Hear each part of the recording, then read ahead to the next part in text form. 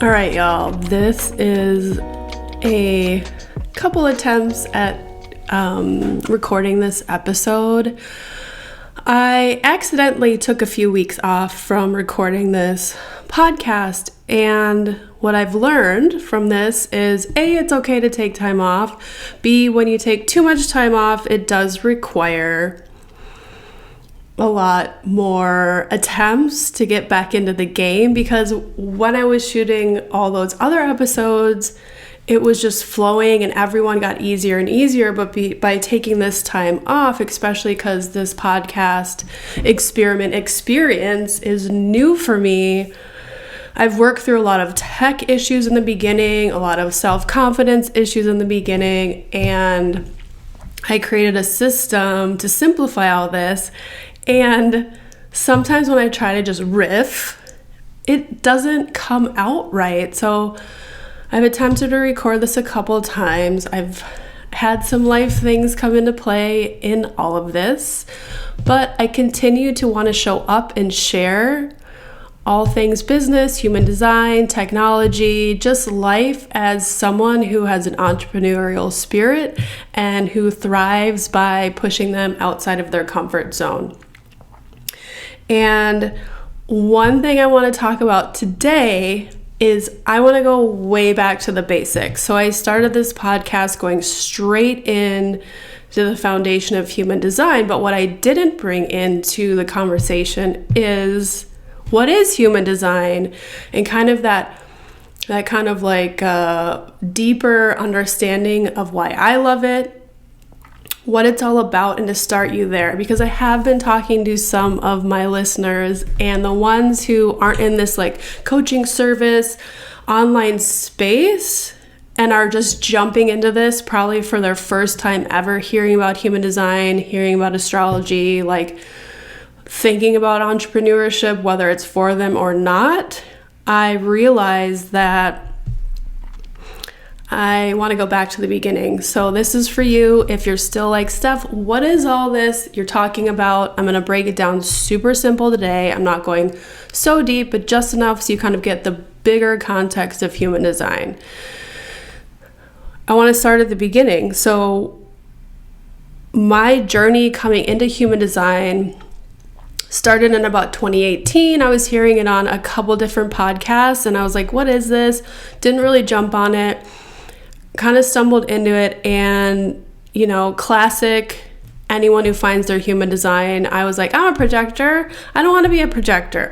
This is just like whatever, kind of blew it off for a while. And then in 2019, I decided, after a series of events, to learn astrology because I was curious. I was just wanting to learn something new, something fun. And so in 2019, I really went deep into astrology, which led me back to human design, because I was always like lightly studying human design, and by studying astrology, it opened up the concept of just simply studying what makes you curious again. And after I really dove into human design, and I started to see it with my clients, because in the beginning I was selling astrology readings, but I was doing like 75% astrology, 25% human design. And I do human design kind of right at the end. And in astrology, my clients would be like, yeah, I know that about myself. And it was like kind of this fight to the finish. And I was always attempting to use astrology, and I do still, for an empowering lens on your life and your existence. And when I get to the human design part, they would just be like, whoa. And it would be like a whole different interaction.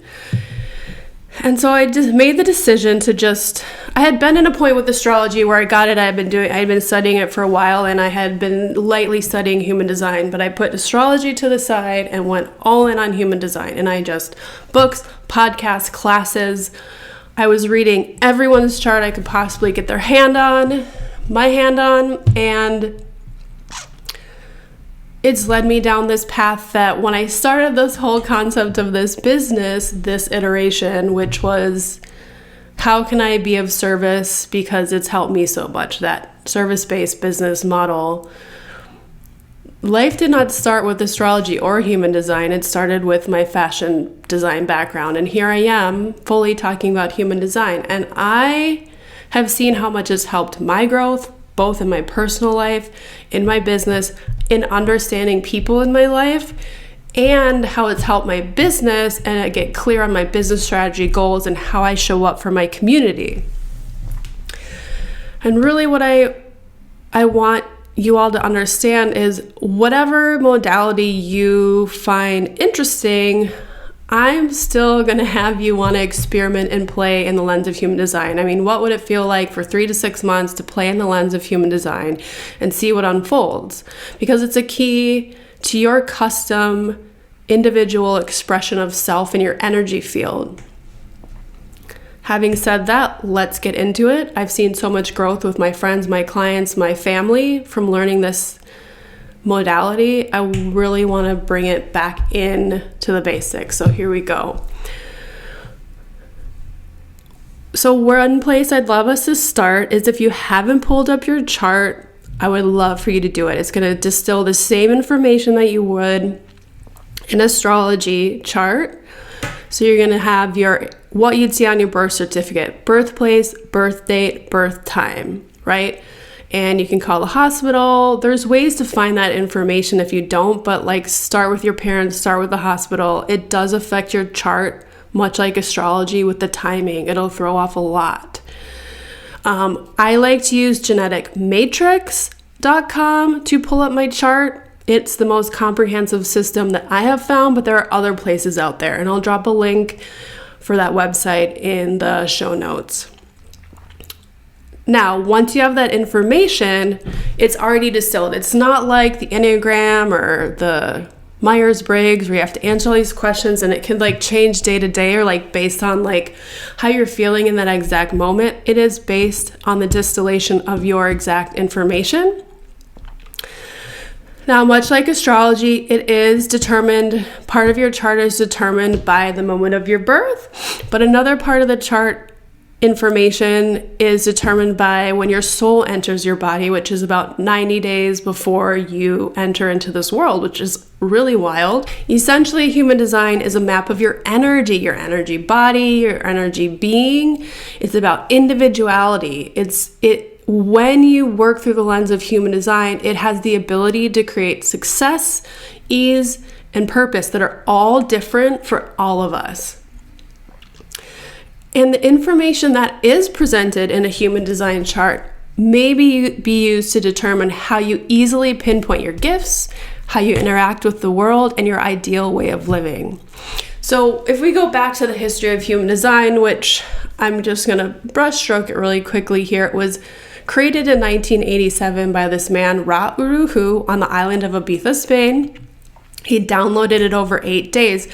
And so he experimented and formulated with this information that we use today.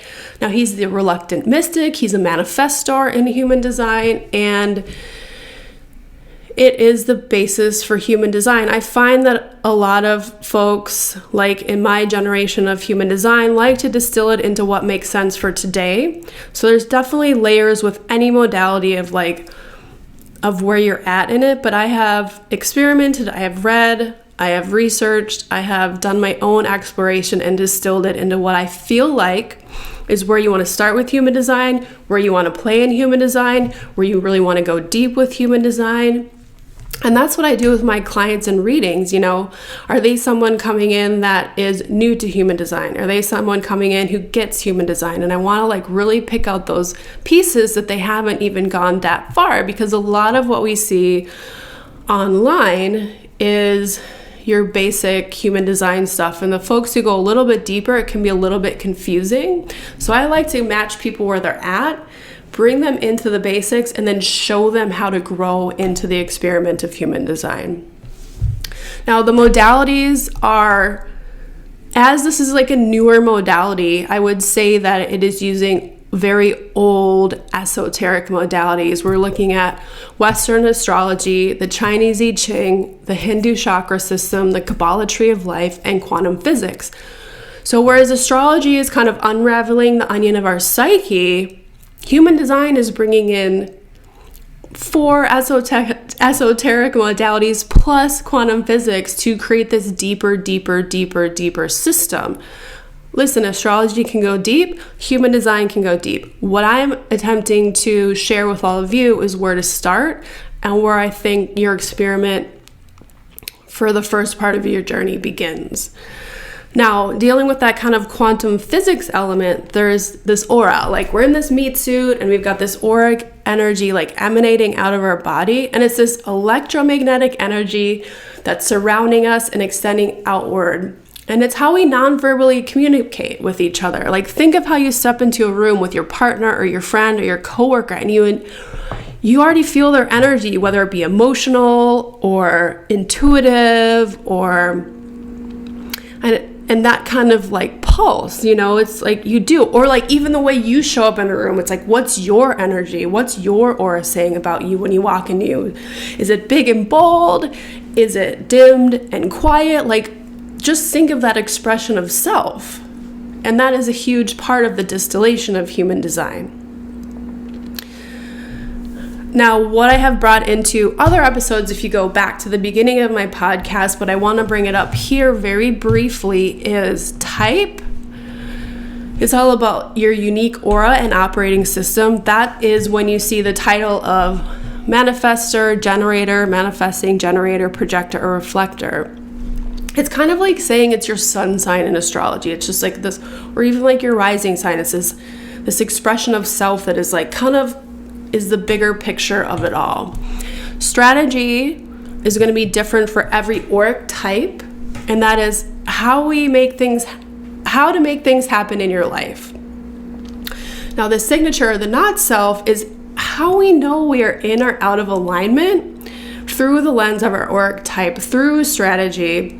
Now, authority is how to tap into internal guidance to make decisions. That's your sacral authority, your emotional authority, your splenic authority, self-projected authority, mental authority, and then lunar authority. All those authorities that help guide your decisions, which, again, if you go back to my previous episodes, I go much deeper into. And then what I love as well is your profile. It's how you interact with life and the people around you, how you show up as a leader, how you create connections, how to